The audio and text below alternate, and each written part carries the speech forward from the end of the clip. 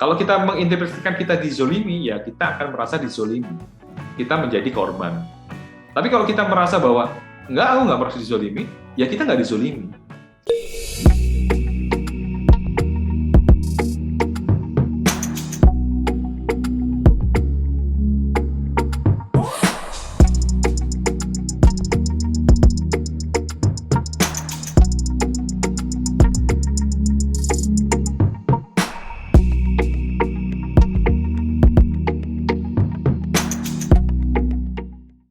Oke, sebelum kita lanjut ke materinya lagi nih Pak, ini ada pertanyaan menarik nih Pak sebelum kita lanjutkan. Boleh.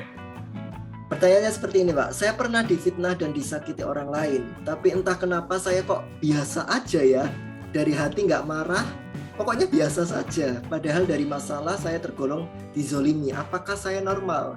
Nah, ini kayaknya kaitannya tentang psikologis dan otak tadi ya Pak ya? Oke, iya Mas. Jadi yang akan membuat kita itu merasa dizolimi itu adalah persepsi. Kalau misalkan nih Mas Fian ya, Mas Fian dipukul anak yang usianya 3 tahun kepalanya pok gitu, kira-kira marah nggak? Nggak marah sih Pak. Kalau itu adalah mantan Mas Fian gitu yang mukul kepala Mas Fian, kira-kira marah? Aduh, berat kali itu Pak. Berat ya? Atau orang lain yang nggak kita kenal begitu tiba-tiba mukul pok dengan wajah yang yang serem gitu. Kita takut atau marah begitu ya.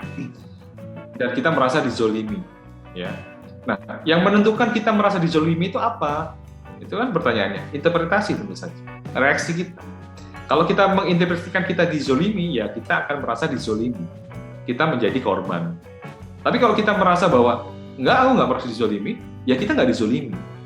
Dan ketika kita merasa dizolimi, ketika kita menjadi korban, kita akan lebih mudah mengingat peristiwa itu karena itu peristiwa yang membahayakan menurut kita ya, itu akan mudah terekam karena emosi negatif dan emosi positif itu ya, orang katanya ini penelitian yang bilang 3:1. Jadi kita itu lebih peka terhadap emosi negatif memang manusia itu daripada emosi positif karena waktu zaman dulu kita itu berkaitan dengan kemampuan untuk bertahan hidup. Kita hidup di gua, kita hidup di hutan begitu ya. Kalau kita tidak peka terhadap hal-hal yang mengancam, membahayakan, maka kita akan tidak bertahan hidup. Tapi di kehidupan modern kan semuanya sudah serba aman, ya, serba aman. Tapi ya kecenderungan manusia itu tetap ternyata dia lebih peka terhadap emosi-emosi yang negatif, ya. Emosi negatifnya karena peristiwa apa? Bukan hal-hal yang membahayakan beneran, tapi hal-hal yang sebenarnya remeh, yang itu sifatnya sosial. Misalkan kalau seorang kakak kedatangan adiknya lahir gitu ya, tiba-tiba dia merasa iri, dia merasa itu sebagai ancaman. Kita dalam kelompok ada yang lebih pintar dari kita, secara instinktif ya, karena kita ingin dianggap pintar, ada yang lebih pintar dari kita mulai merasa wah ini bahaya. Dan reaksinya itu ternyata sama ketika kita menghadapi bahaya di waktu kita ada di hutan, kalau itu adalah manusia zaman dulu. Jadi bagaimana kita menginterpretasikan suatu peristiwa, suatu perilaku seseorang kepada kita itu akan menentukan bagaimana reaksi kita.